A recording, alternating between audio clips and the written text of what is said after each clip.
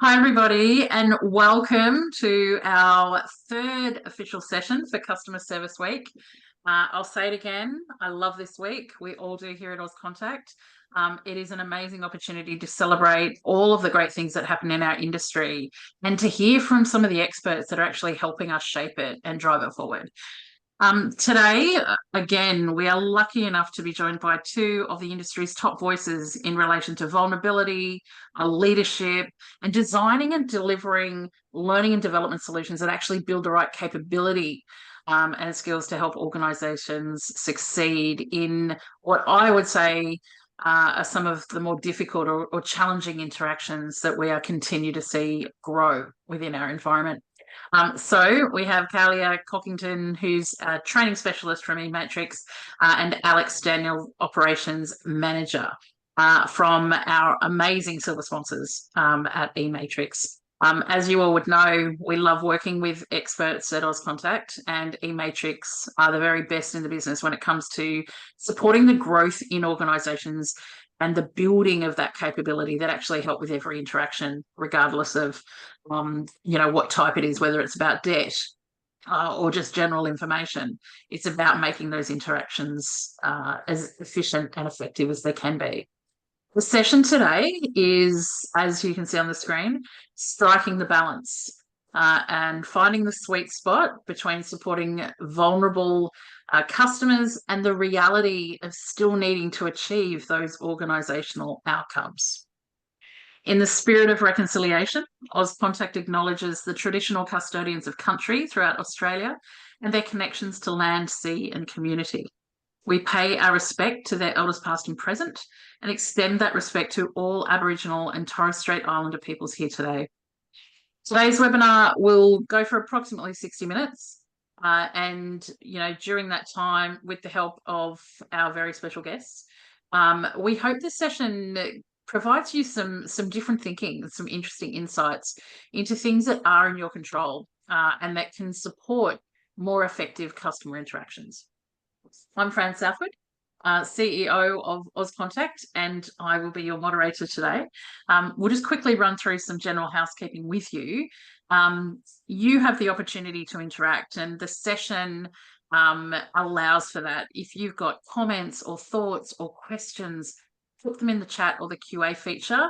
And if they make sense to what we're talking about there and then, I'll actually throw them in and we can address them in real time.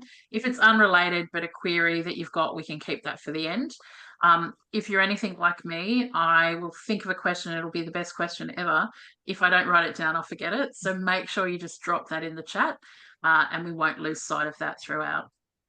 Again, interaction, we really encourage it. It's definitely a way that we can, sort of delve into the areas that you're actually most interested in. So make sure you do that. If you've got any tech issues, use the raise hand feature on the panel and one of the Auscontact team will jump in and see if they can help. Alternatively, you can actually join using the dial-in numbers that would have been sent through to you in your registration email. So I'm going to stop talking because I know there is going to be so much that we will want to get to across this topic. And I am going to hand over to Alex. And Alex and Kalia, we'll get you both to give a little bit of an intro first. Yeah. Your role and sort of what you're seeing, and then let's get cracking. Easy. Very exciting. Kaylee, do you want to kick off with your intro? Is that all right? Yeah. So before I put some stuff up there, I'll just say good morning, or morning in Adelaide, where I am, everyone. My name is Kalia. I work here at eMatrix. A quick little spiel about me is I've got a educational background in social science, developmental trauma, things like that. I've worked for not-for-profits, government agencies before working at eMatrix, and those were sort of a mix of frontline or organisational leadership roles. And my jam is particularly supporting people in working with vulnerable customers. That's my sort of wheelhouse. Very cool. And I'm Alex, really excited to have you listening and can't wait for you to throw some comments and questions at us as well. I've had a couple of decades working in and leading teams across internal, external complaints, quality, debt collection, hardship, and it all fell into finance, insurance, and energy retail, which I spent a heap of time in. So I'm a bit of a passionate person there. I love running the more complex programs for eMatrix with our clients, focusing on the art of communicating and maintaining the right mindset so we can have that amazing conversation, a very intentional conversation, but certainly genuine. And I do a lot with frontline leaders around their development and coaching. So yeah, big advocate of training and coaching going hand in hand.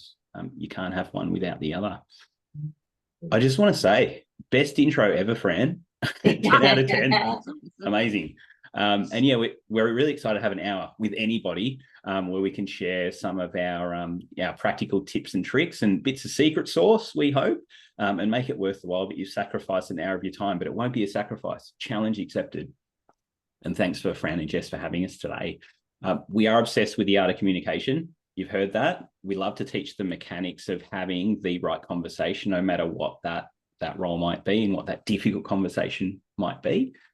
We have a heavy focus on maintaining the mindset, because if we can't do that, we're then not strategic and we're in emotion. So it's a big feature, especially when it comes to dealing with vulnerability and protecting the well-being of our staff. So we are massive on that. Work across so many industries. It's a bit crazy, actually. Love it. Banking, energy retail, water authorities, social housing, my favorite, by the way, in South Australia, favorite state, insurance, debt collection, government agencies, many others, little niches, real estate agencies, radiology, solar panel installers. Where there's a frontline role with customers, that is where we play. That is what we love to do. And you'll get a glimpse of our video training content. We're so proud of it. We are anti-death by PowerPoint. So we'll have a few little videos there, and can't wait for you to give us your comments and questions about that. And I must admit, Alex, yeah, I may have shared some of your videos to cool. a few different people in different organisations, because again, it is about trying to even find the balance in how we communicate and have resources to keep coming back to. So exactly, it's great that people get to see a bit of that today. Yeah, agree. Yeah, we've got a treasure trove of videos. So we'll show you a couple of our favorites, one retro one and one brand new off the press. You'll love it. Bit of a throwback, Kalia. You were actually you were one of our trainees back in the day before you were employed with us and working with us. I always like to share this because obviously I'm biased by working for eMatrix, but years ago when I didn't work there, I attended some training myself run by our director, Jody. And I still remember it was 3 days of what it was called was debt training. And I thought, 3 days of debt training. I thought this is going to be terrible. Full transparency. But it was really good. And it was really good for 3 reasons. And these are, I guess, the rules that I live by and we live by now. One, it was super practical. It was like strategies I could use that day. 2, Jody knew our business, so it was really tailored.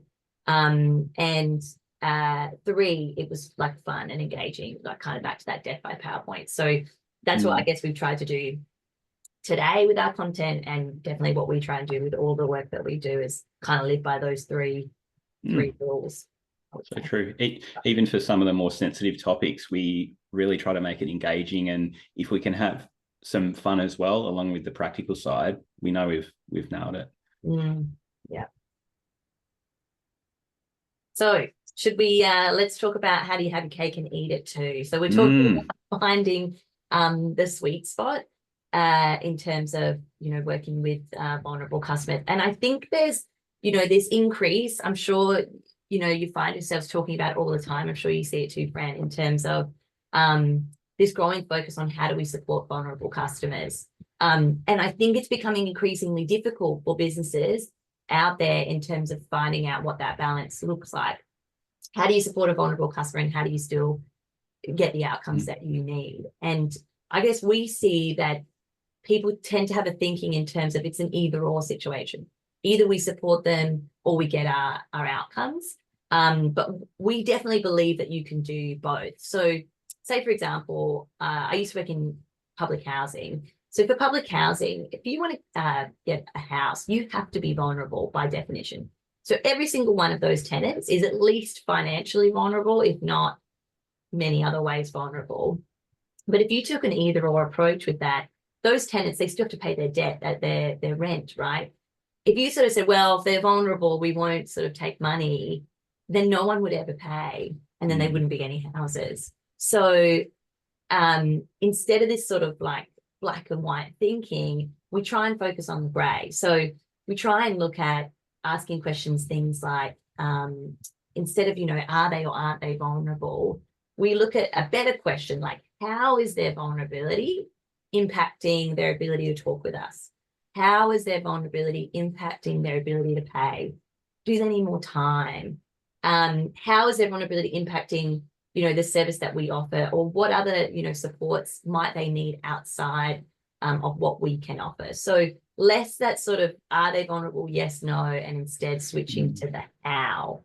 And our goal with vulnerable customers, number one, always, is to make sure that they are not more vulnerable at the end of our interaction with them than at the beginning. That's our number. Yeah, really good call. Yeah, and you can That's see. Sorry, I Franco. was just going to say, Alex, I think that's a really good call out as a starting point, right? Starting from that position. But I think what we're seeing a lot of organisations really struggle with is quite often the definition of vulnerability, Yeah. even as a whole, right? Yeah. And it's an internal definition. Are they really vulnerable? And it's like, for me, it's important to recognise that actually who determines vulnerability. If a customer feels vulnerable, or there's a power differential, or all of those things within that relationship and interaction, you have to actually take it on face value, don't you? Yeah. They define their own vulnerability. True. Exactly. And all the stuff you're talking about is still about saying, how do you balance the interaction that you then manage?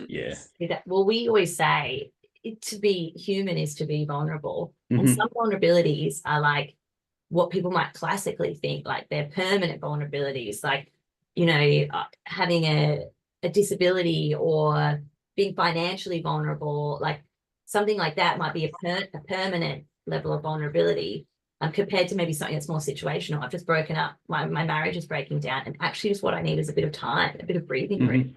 That's vulnerable. I didn't sleep last night at all because, my kids kept me up. I'm vulnerable today, or something like that. And that's why we try and think, well, how does it impact? Just because someone has a disability doesn't mean they can't interact with you, or doesn't mean they're not working, or anything like that. We want to ask the how, for sure. Really good. Really good. Now, I think one of the pieces that I've learned through my time at eMatrix is we often assume too much knowledge, that people know exactly how to deal with that conversation or have that capability. And now I never assume knowledge. And I think a lot of the things that surround vulnerability do have negative impacts, and that it doesn't even there's no vulnerability definition in these particular elements.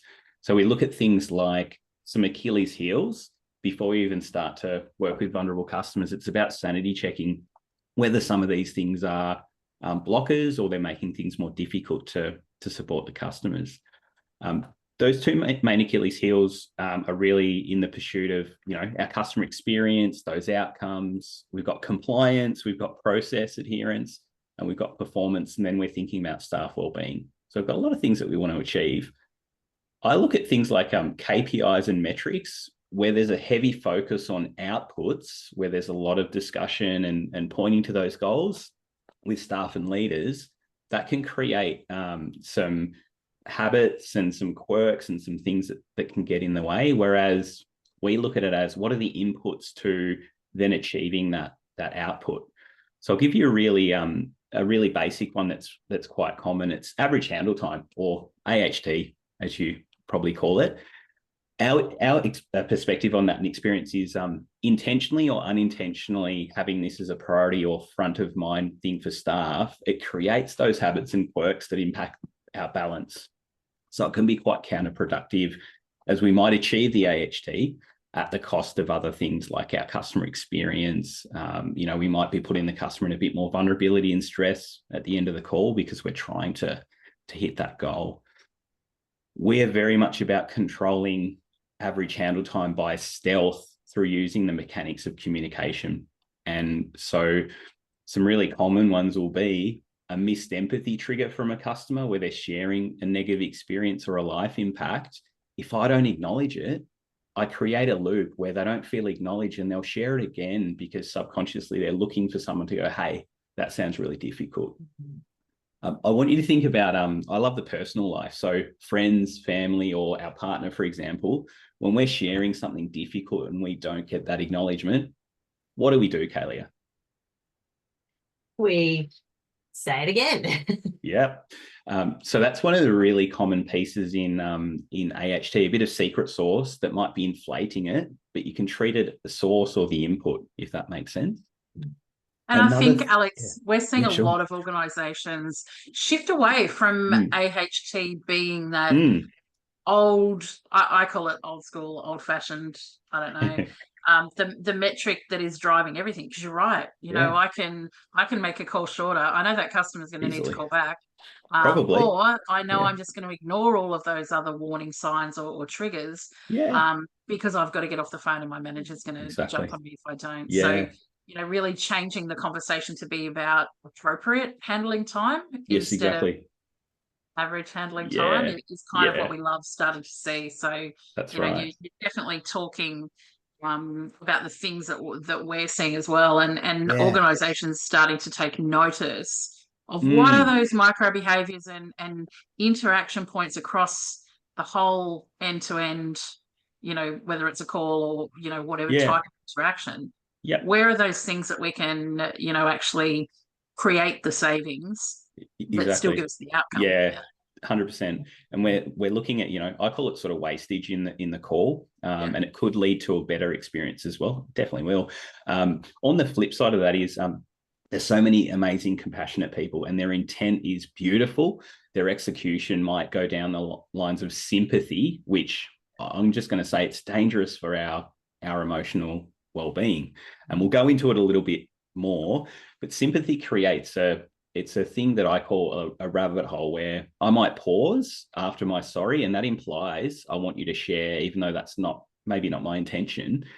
And then the customer's going to share more, and it often re-traumatizes them, along with exposing staff to, I call emotional passive smoking. You might know it as vicarious trauma. So there's two pieces there that, you know, we're going to look out for in identifying that in calls and looking to treat it input versus focusing on that handle time. We're going to coach to using empathy and some other techniques that we'll take you through today. I've even got some data for you as well. So I can't wait to show you the data around using strategic empathy and a couple of other things as well. Yeah. I think even kind of to what you were saying before, Fran, like just thinking about, you know, average handling time and what behaviors are we kind of promoting with that. I know why we have average handling time, right? We're looking at that sort of wastage, but, you know, sometimes taking the time to really hear a customer out and show them empathy is actually going to reduce the time on the call. We're going to reduce the rework or the complaints. And often, you know, what we hear a lot from vulnerable customers is around they just want to be heard, right? So and they don't want to have to repeat themselves multiple times. So that's why we kind of have this focus definitely around how to, you know, be more strategic with the way you support our customer. And that's that analogy around have your cake and eat it. We certainly use it with clients because we know they want that, and we want to give them confidence that you can have that. Yeah, you can actually achieve all of that and have your cake. In terms of, you know, assuming capability and knowledge, particularly in teams that work with, you know, vulnerable people, what we see is different things like, you know, staff that might be in sympathy and rabbit holes, and then they're going home tired, low well-being, and we see unplanned leave and all of that stuff. We might see beyond that apathy through compassion fatigue, which then creates more conflict in the role. And we also see, like I said, a lot of staff going home tired through that emotional passive smoking, got the high unplanned leave, high AHT, and the outcomes are usually not in that sweet spot. That's where we like to help.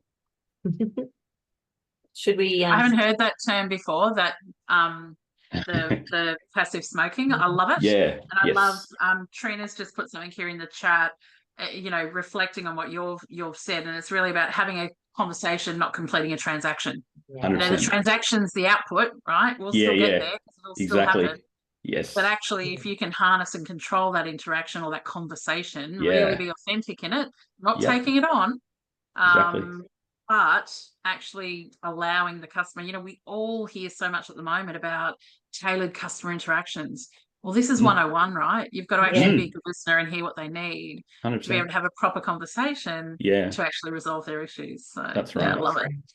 Yeah, and a lot of the training we do teach all of the mechanics, but before that we go into the mindset where our own ego, judgment, frustration, and personal bias, often that's a big blocker that people are unaware of.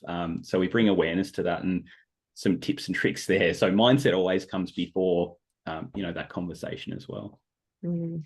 Should we share a little project, Alex? Yeah, would love to. Cool. So a big part of doing, any role with vulnerable people well, or just humans in general that are going to share parts of their story, is knowing how to navigate it. And it's also about tapping into the expert in the customer's life. That's the customer. So often when we're looking at, how we can support a customer in a better way, or, what outcome we want to achieve, we often may assume we know what the customer wants. We kind of challenge that and say, well, the expert in the life is the customer. So, Kayla, if you can click, and we'll show a couple of examples here. So the top example, I'll read it. We're saying it sounds like a really difficult situation, and my role is to support you with the account to take at least one stress away. To do that, can you tell me how best we can support you or what we can offer? Now there, to break that down, we've got that really nice empathy statement, really difficult situation. We've got a really beautiful intent statement with some seasoned language. It's chicken salt for the words. My role is to support you with the account. Here's a chicken salt coming to take at least one stress away. And then we're using a question to give ownership to the customer. What we know is vulnerable people, they often don't feel like they have a lot of control. We want to empower them and tap into their expertise and their strength, and we want to empower them to work with us. So this is where we build ownership, but we start to build collaboration and intel into maybe how we can better support our customer. And there's good framing in there. And obviously these are just sort of general examples and you'd want to tailor for your conversation. But, by even in that first example, by sort of having that empathy at the start, it's sort of like we have this saying around no one likes a cold toasty. So instead of just asking the question, you warm them up by giving that empathy at the start. I can hear it's really challenging for you at the moment. What is it, that we can do, or how can we help you with this? And then go and ask questions. So it's kind of nice and warmed up, and it's not hitting them too quickly, I think. And a good point on that is our human condition. We're fantastic problem solvers. So we move to problem solving without that emotional acknowledgement. So it's well-intentioned, yet if I don't use empathy and just go into problem solving, I'm probably going to get that loop again. So you'll have highly analytical staff in your team that maybe they don't pick up or value the emotional side, yet they're great problem solvers. There's going to be some looping and some potential friction there as well to look out for. Alex, sometimes, and I think, such important points, that first stage of connecting, it almost validates their feeling as well, right? So, 100%. Letting them own it, puff the chest out and said, yep, you're right. It's interesting. If you think back sort of 10 years, 15 years, there was a real position within a lot of organizations around never saying sorry, never taking on responsibility, never kind of, in that acknowledgement. So I think, we're now seeing a real maturity across the industry itself, and you guys would see it all the time. To be in a position to now start actually acknowledging at the beginning, because often when someone's calling up, it's because they've not had a great interaction or great experience with your organization. So sometimes that difficult situation that they're explaining about could be that, you guys have not helped me before. So sometimes organizations would be quite anti, kind of saying, I appreciate that, or, thanks for letting us know, we'll take that feedback on, we understand it's difficult. So sometimes it's about that ownership and validation as well. You're spot on. I think there's a big difference between saying sorry and using empathy, because sorry holds a form of liability. So we might move away from that. Whereas empathy, it's risk-free, because all I'm doing is acknowledging the emotion you've shared with me versus anything else. So it's such a safe way to acknowledge what the customer's presenting, the emotional content, without accepting that anyone's in the wrong. So it's a mindset shift for people. Or even if say we are in the wrong, even just to sort of acknowledge, instead of saying sorry about, just to sort of say, hey, you know, sounds like you've had a poor experience with us in the past. Oh, that's bad. Let me turn that around. But it's okay. We can. I want you to have a different experience today. Yeah, Confident I can do that. You know. And although we're not so much honing in on seasoned language, that chicken salt of your words, it is so powerful. Like if I'm using things like, let me turn that around, that's a visual for you, or let's take one stress away with the account. Like that's a motive in a good way. So language is key. Yeah.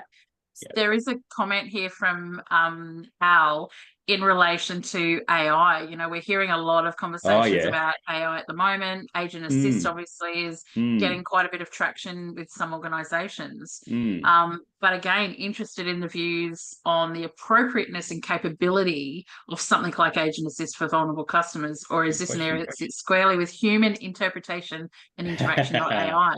I would probably say, Al, that I'll let these guys talk about, you know, the specifics of the situational component of this, but we are not so we've seen Agent Assist roll out in a number of organisations in quite small pilot kind of environments. I would say I haven't yet seen it successfully tap into, and I think there's a bit of appetite around some of the more sensitive interactions that organisations are dealing with. And at this stage, probably I would say we've not seen it successfully nuance this enough. We're seeing it allow space for this to happen with humans. So probably I haven't seen it tested enough. I'm interested to see it, but would love your guys' views if you've seen much on that yet. Look, I think it's people are pursuing that, and I think there's opportunity there for a level of supporting a certain number of customers. I think once it gets into really sensitive territory, like you know, severe financial difficulty, mental health, family and domestic violence, and things like that, our view is that because it's so complex, human intervention's needed.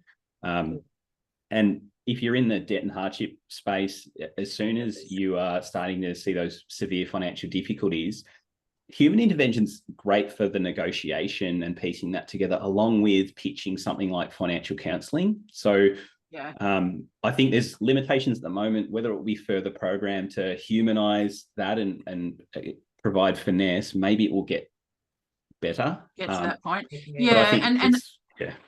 It would definitely depend on how the assist is set up. So what prompts is it throwing to an individual to talk about while they're on the phone with a customer?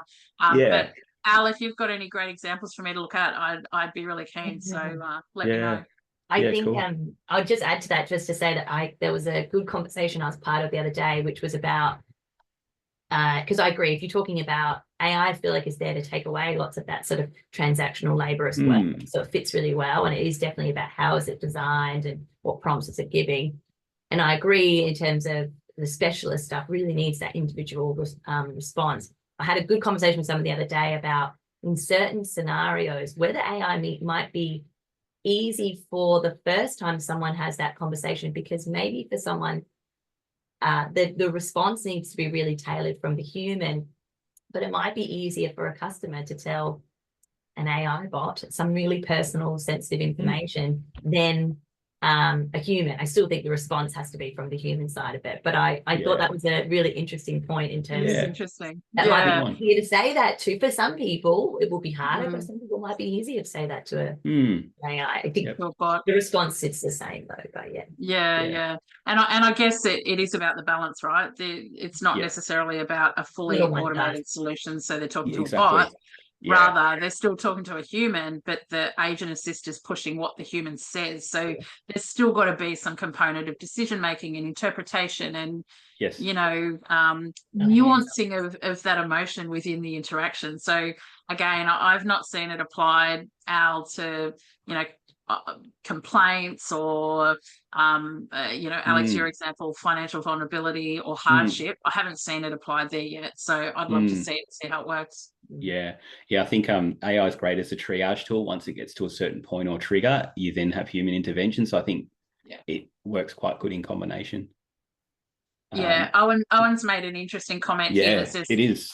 It's not always just about the AI, but you think about the scripting. So some businesses use readily prepared scripts for their live chat services that need to be tailored. It's the same on the phones though, right? If you've got people that are told they have to follow verbatim a script, what's going to happen? There's no empowerment in there to even pick up on your point, Owen, around tailoring. So on Owen's point, it's fantastic, Owen, and I want to talk to you for a moment because we do work with clients who have the chat, the digital platforms, and we see those canned responses really taking away from that humanization. So we sort of move away from can response to more, well, let's teach them the art of, I call it engaging through your keyboard. And so we do a lot of training on that to teach people the finesse. How can you take that verbal finesse and use it with your keys? So that's sort of, I'm biased towards building capability over can responses, yet can responses do control quality in a particular way, but certainly that's the side of the fence that I sit on. Yeah. And as a consumer, you feel it, right? You feel it. That's the right word. You feel it. Exactly. So great questions, by the way. Love it. I've got something super duper cool to share with everybody, if that sounds good. Hopefully you find it as interesting as I do. We did an awesome job actually back in 2020 with a large hardship team, energy retail. You can imagine, customers going through tough times, the type of calls that they would have. And it was really around how do we properly support vulnerable customers while also reaching a sustainable outcome. One of the interesting parts of an essential service like that is you've got payments competing with usage. So what you want to avoid is underpayment, which is a really common Achilles heel of an energy retailer, or it could even be a water authority. So we did a multi-day training to cover the foundational and advanced communication skills and the mindset, which is really important in that specialized role. And we also had the leaders upskill to embed that, because training is never the silver bullet. It requires coaching. Leaders are so important there. And I want to tell you about the return on investment, because the core of it is strategic empathy. That was the number one skill within that particular program, along with other techniques. So, Kalia, can you hit the first one for me, please? Bam. Boom. So, AHT, 3 months post that training with some good embedding, we had a reduction in 91 seconds across that team of over 60 people. And basically, we taught them how to call control by stealth, and that is using strategic empathy, using your intent statements and influencing headspace through that language, that seasoning, that chicken salt that I love. It cleans up a huge amount of wastage in terms of rabbit holes, oversharing that re-traumatizes a customer and exposes the other person to that passive smoking. And importantly, we build capability. How do you navigate emotion, anger, and blame? And that's really important, because if I'm a vulnerable person, I'm not always going to come at you in a nice way. I've got a lot going on, so I might be on that emotional side. Yeah. Absolutely. Next one, please. Customer experience, you can have your cake and eat it, right? So it went up 5 points. Beautiful stuff. They were getting better outcomes. They were negotiating more sustainable arrangements, yet the customers were happier. There's the cake, and then I can eat it. So it validates that sweet spot. So we taught them the negotiation to get the outcome, to protect the customer from future pain. That future pain is going to be dialing up more debt. Arrangement kept rate is the next one. Now, this is the gold standard in collections. It's around, I can talk to 100 customers, how many stick to it? Yeah. And it's a combination of trust building, engagement, negotiation, discovery, all of that juicy stuff. And it's about asking the right questions and empowering the customer to come up with a solution that fits them. One of my mottos is they don't pay the organization, they pay the person that spoke to them. So that's where you get that stickability on a payment. Next one you might be really interested in, unplanned absences. So, many of the roles that your staff might do are challenging, and that comes with that exposure to emotional passive smoking, going home tired, and increase in unplanned leave, so sick leave. We teach staff how to protect their well-being between 9 and 5 when they're doing their role. So I'm not so much an advocate of yoga and meditation and that kind of thing. I'm more of an advocate of, can I teach you how to conserve your energy and your emotions at work? Because I think that's the heavy hitting, best bang for buck piece there. And if you like money, so underpayment plans, a huge amount of money that sits there where customers are underpaying based on their usage. So it's just getting higher and higher and higher. So after 3 months, based on those conversations, they pretty much shoveled nearly 5 million out of that particular piece, which is really cool. So I think this showcases you can have your cake and eat it if you've tuned up the capability of your staff, if your leaders are embedding and coaching to that in a positive and constructive way, you can certainly achieve that. So hopefully that's interesting for people that love data and want to go, well, where's your proof of concept there? I think particularly that I wasn't a part of this project before my time, but the kind of, we knew that it was going to reduce average handling time, things like that, but I think the unplanned absences, that was from my knowledge, that was we didn't know, we didn't anticipate, but makes a lot of sense, right, in terms of course, right, people are happier at work, they're doing better, they're more productive, more satisfaction with those outcomes. And honestly, we never talk about AHT in training. We do not speak thy word. We know that it's going to be a beautiful little side effect of us, bringing the client what they need in terms of capability. So hopefully that's cool. I think, Alex, the other thing, I think these are awesome results, right? And they help build a really strong organizational position around why this stuff matters.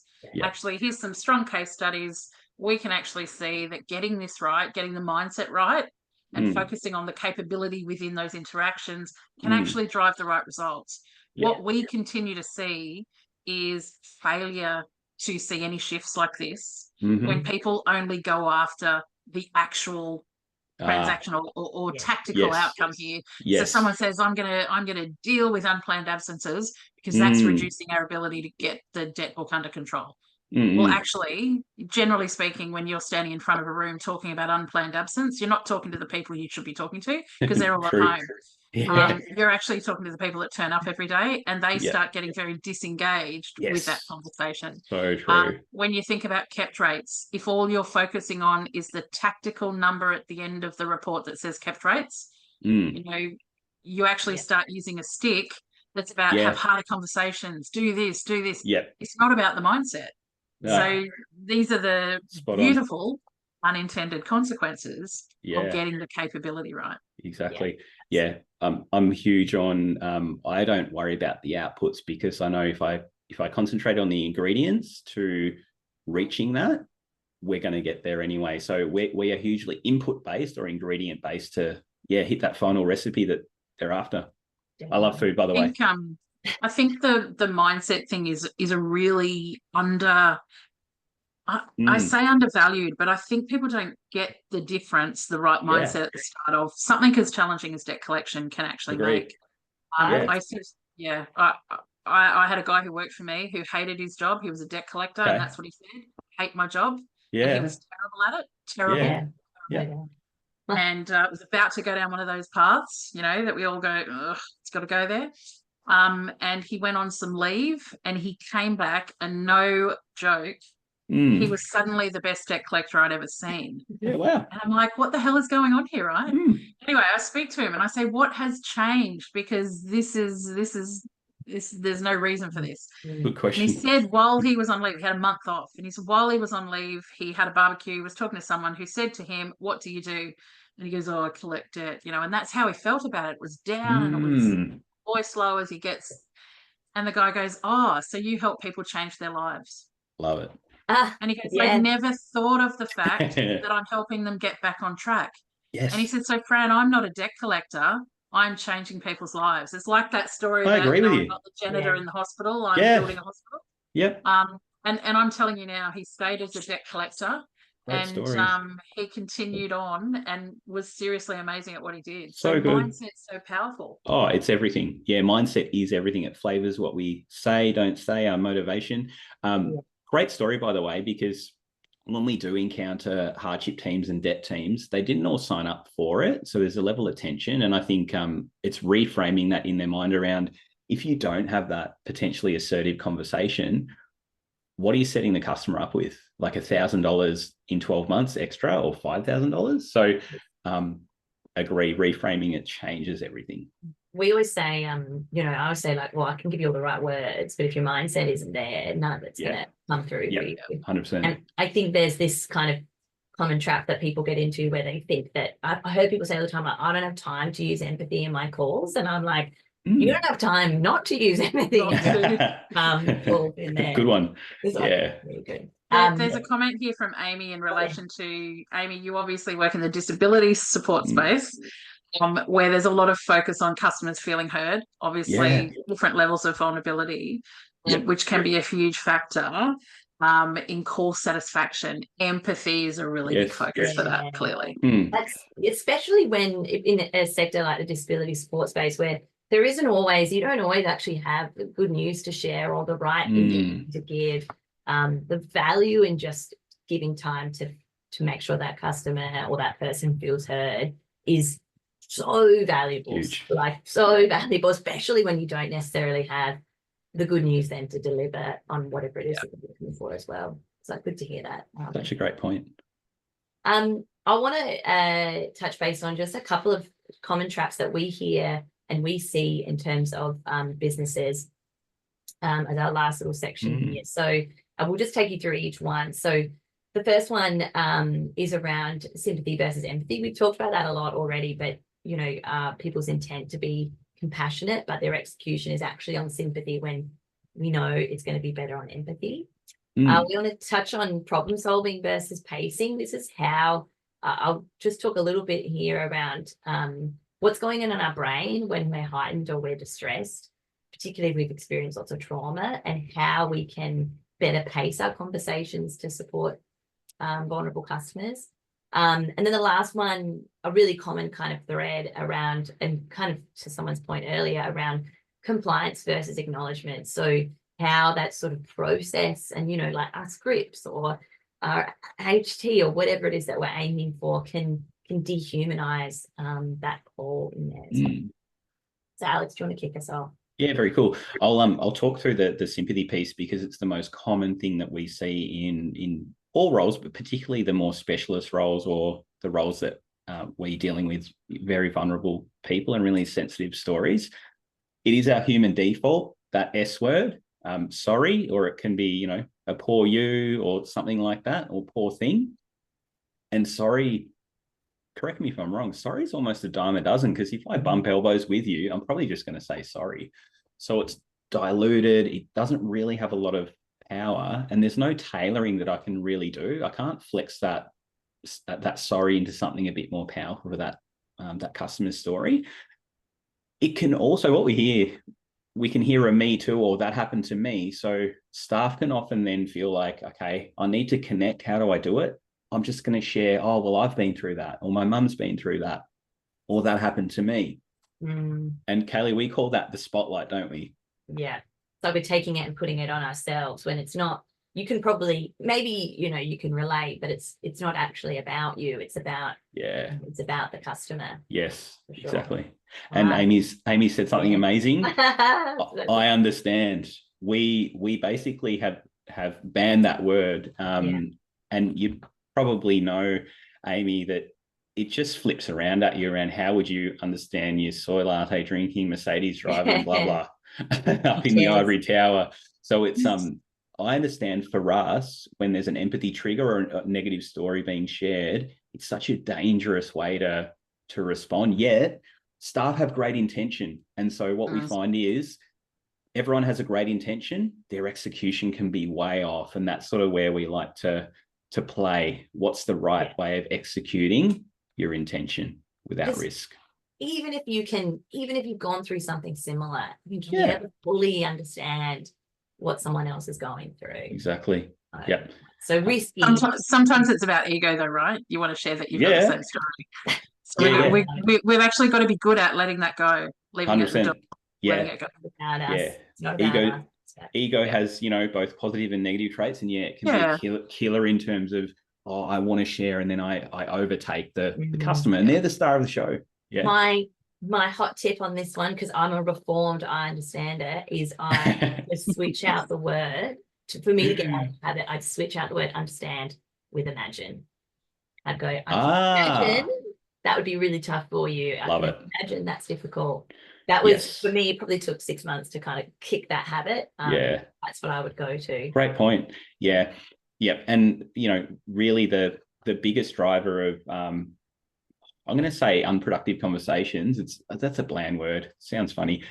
It is sympathy with a pause, because we teach people the power of the pause, and there are so many people using the pause without knowing how powerful it is in terms of it implies, hey, can you share?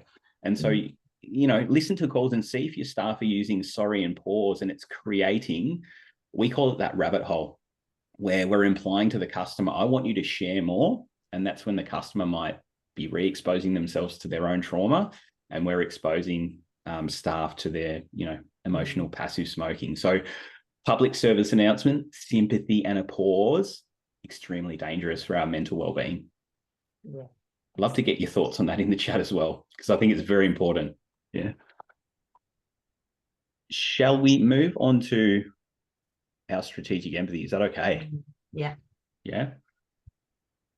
So we want to show you one of our videos. So strategic empathy, for us, it is the most important tool. We don't use it alone. We attach it to other, techniques like the intent statement and that seasoning, that chicken salt. But at the core of what we train, strategic empathy and the mindset behind it is critical. This is one of our favorite videos. It goes for about 5 minutes. It won't feel like 5 minutes. We've tried to make it entertaining and interesting. I'd love for you to note down any thoughts that pop into your head or any questions you had about the video, if that's okay. So I want you to listen up, because this is your number one technique when you're dealing with emotion and conflict. It's your centerpiece. I call it strategic empathy or intellectual empathy. The reason why it's so important for us to harness this technique is most people have the intent to be compassionate. Their execution can be very far from gold standard, which is applying this technique called strategic empathy. I'll take you through the differences between strategic empathy, sympathy, and also apathy. We'll define it, what's in our headspace, and what it sounds like. So we're going to start off with empathy. So this is your ability to acknowledge a customer's negative emotion that they share. And that could be based on an experience they've had with you, or something linked to your organization, or it could be a negative life experience that they've shared with you. And really it's paraphrasing back maybe the feelings or emotions that you're hearing from the customer. Here's an example of what it sounds like. That makes, the record of it null and void, It is quite challenging when you're going through that process and that comes up, whether it's sort of outstanding or paid. Now with sympathy, people often get it mistaken with empathy, which I think is a little bit weird because they're quite different to me. So sympathy, usually it's feelings of pity, sorrow, or over-connecting with a customer's negative emotion or story.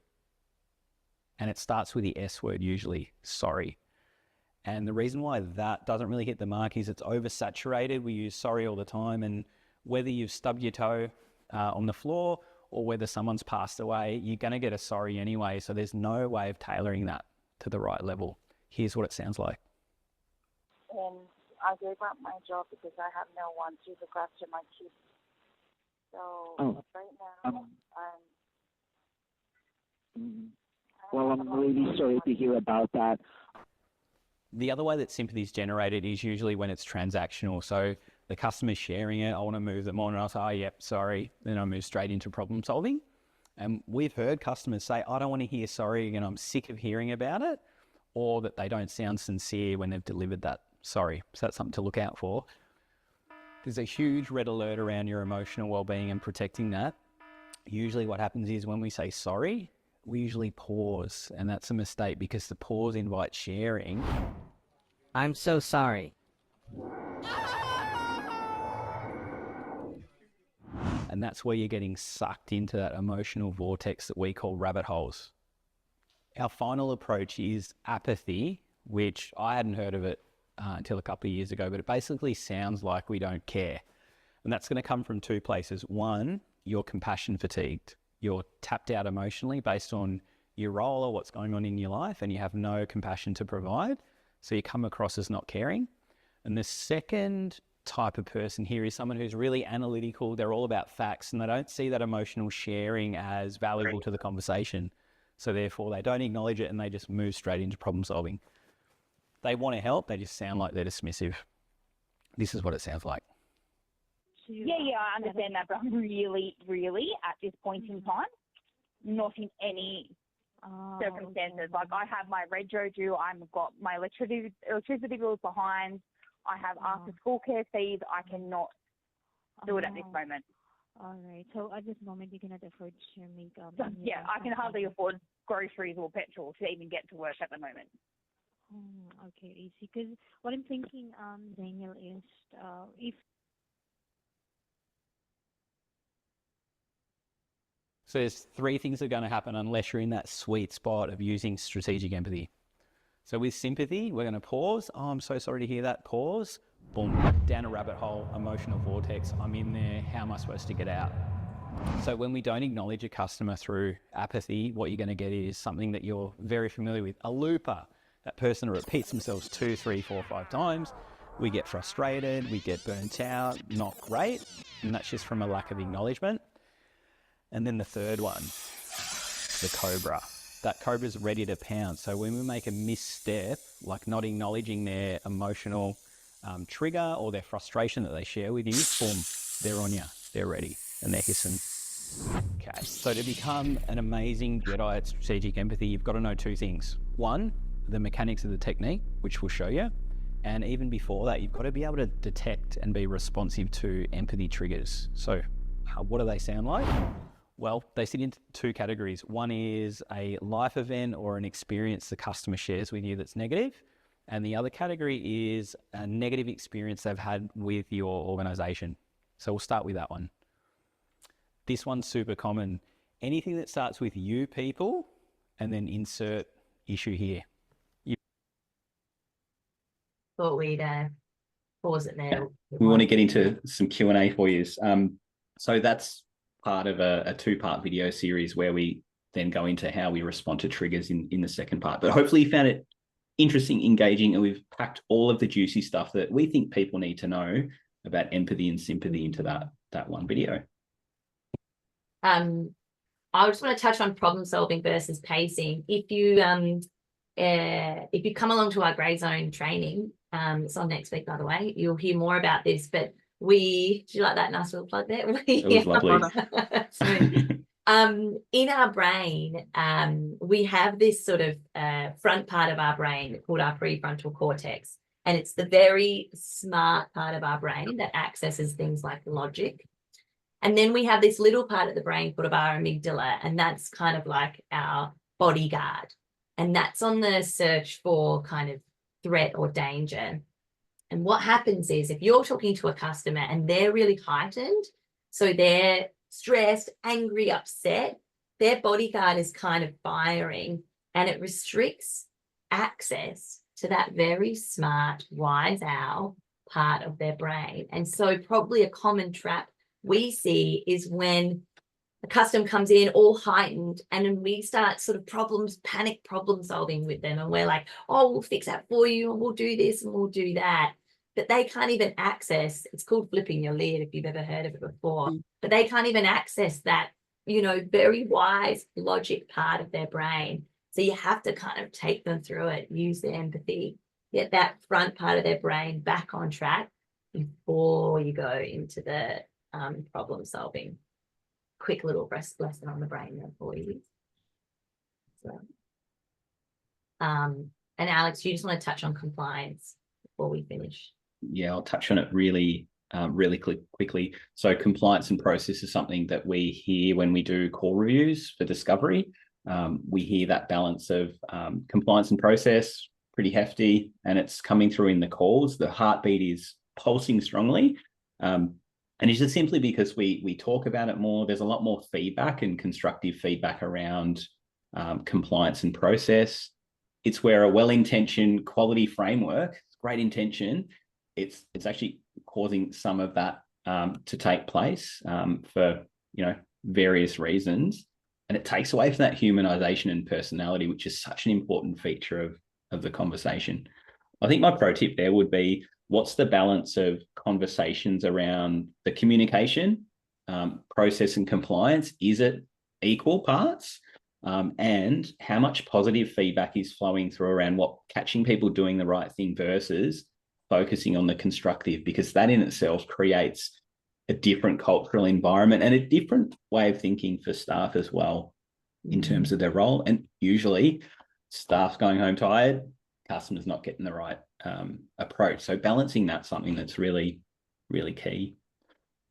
I think, Alex, you raise a really good point there. And, if I look at compliance programs or quality assurance frameworks, etc., within organisations, quite often they're still kind of old school. So they're still actually structured to monitor, manage, identify, react, respond, etc. Right? So Exactly. it actually, if you think about the changing customer, the changing environment, the changing techniques that we're actually saying create those better outcomes, looking at that framework, looking at that compliance framework actually needs to be a part of it as well. Organisations need to rethink what it is, and because I don't know about you guys, but any organisation I've been in, I still hear people say, I got pinged we hear it, so I'm going to do all this to make sure of it. But anyway, there's a question here, and it was someone asking your thoughts on the importance of flagging or being able to visibly identify that customers are vulnerable and require additional support on a call or in communication from a business perspective. So they're saying they'll normally highlight a customer who requires additional support and proceed to then transfer to that customer to a specialist team. We see some organisations do this, but they're again, the definition of vulnerability and how they then actually flag and identify is really hard, because people will flow in and out of vulnerability, right? Yeah, agree. It's such a cool question. Kaylee, do you want to start off on that one? Yeah, I would just say I always think that can be a really useful tool. So we see it a lot, particularly when it comes to things like family and domestic violence. I always ask the question, what's the purpose of the flag? And being really mindful about what that language is, because what the flag looks like, because what you don't want to have happen is someone says something that you think is family and domestic violence, you put the family and domestic violence flag on there, and the next time an operator speaks to them, they say, yes, I see here you're experiencing family and domestic violence, and the customer hasn't actually said that in there. So I always say, generally the flag is a way of, can be a really helpful tool in that. Or it's a way to say, let's move that to that specialist team who has that extra level of training, who's not going to make that common mistake. But it's always about, what does the flag say, and what's the purpose of it? Because I think it can be really helpful if you do have, really good switch on that. Yeah. And Tracy's just called out, good comment. At Suncorp, it's done with the consent of the client. So that's number one. Great. I think that covers off that permission component. But equally, family violence and elder abuse, which, again, a lot of organisations, particularly in the banking and finance, as well as some of our government organisations, are really seeing an increase in. So thanks, Tracy. Yeah, I really like the transparency with that, Tracy, because I think it's important that it's an open conversation around, is it okay if I do this, so that we know that, we can be a little bit more thoughtful, provide some more support, that kind of thing, versus we do see other organisations, it's black and white, customer said this, flagging it without telling them, and then it creates a whole load of snowball effects, I think, down the line as well. Yeah. Particularly as the definition of vulnerabilities from an organisation's perspective, where it's not consent driven, It's Yep. still about what I thought because I was on the phone call to Agreed. that customer Yeah. or client, and I Yeah. thought they said this, so I flagged them because Exactly. they're vulnerable. Now, there's a whole lot of grey in there. Probably my last comment on that, because it got me thinking. I come from a point of view around, it's such an important skill set around, there's a verbal or a physical trigger. That doesn't mean anything until I ask discovery questions to determine the impact of that, their capacity or the support they need, or the challenges they have with us. So the discovery is so important to then work out, well, what does that even mean for us without And maybe assumption? is it time to say, because I think, you know, those ones that have been called out, and I think Sasha's just put something in there here as well, flags such as financial abuse will impact a customer's ability to borrow money later and things like that in some instances, right? So there you go. again, there's some It's very broader serious. impacts. Yeah. But is it now time to not necessarily say that this is only, these type of skills and capabilities to me are essential for every interaction? I couldn't agree just more. about Yeah. whilst we've said, you know, this is all about helping you understand and deal and manage vulnerable customers better.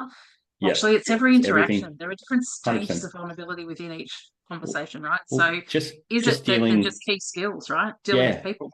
Well, I would agree. Any frontline role, we should build their capability. Otherwise, I promise you, they're going home tired, stressed without that capability.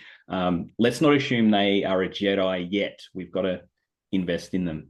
That's what I think. Look, anyway. and one day they might be able to move their heads, similar to how you did with that Jedi garb on. It was quite clever, or maybe it was just something in my eyes. But yeah, I think you're right. I think anyone dealing with customers, you know, we need to be supporting them better to actually have those interactions in a way that both empowers them. You know, they're seen as experts, they're traveling well, they're empowered to do what they need to do. Yeah. But for a customer, it's actually considered. It feels personalised, and it leads to the outcome that they're after. Yeah, so agree. there's so much opportunity. I'm mindful of time, guys. We could keep talking about this for another hour. Easy. And again, I think it reflects how important it is to be, from an organisational perspective, to really be rethinking what are we doing to set our people up for success? How are we then connecting that to tailored coaching, relevant feedback, loops that actually showcase how this can help you drive better outcomes for the organisation, let alone be a healthier, happier, you know, more consistent and you know, better engaged individual working within the organisation. Because guess what? Our obligations with mental health support, psychosocial safety, all of that is only increasing. This stuff is key to allowing your people to walk out the door, to actually have the mindset to then walk back in the door and deliver great results. So, guys, awesome session. Thanks so much. Can't wait for the next one. Me too. And Jess did put some info up in the chat before about the grey zone training. That's, you know, there's still some spots in that for next week. But yeah, check out the eMatrix website, because you can actually see quite a few of those videos, and they are very cool. There's some great tips and tricks in there. And again, Kaylia and Alex, thank you so much for all of your insights and expertise today. It was awesome. Oh, anytime. Thank you so much for having us. Yes, thanks Thanks, very man. much. Talk soon. Thanks, Jess. Thanks, everybody. See you, team.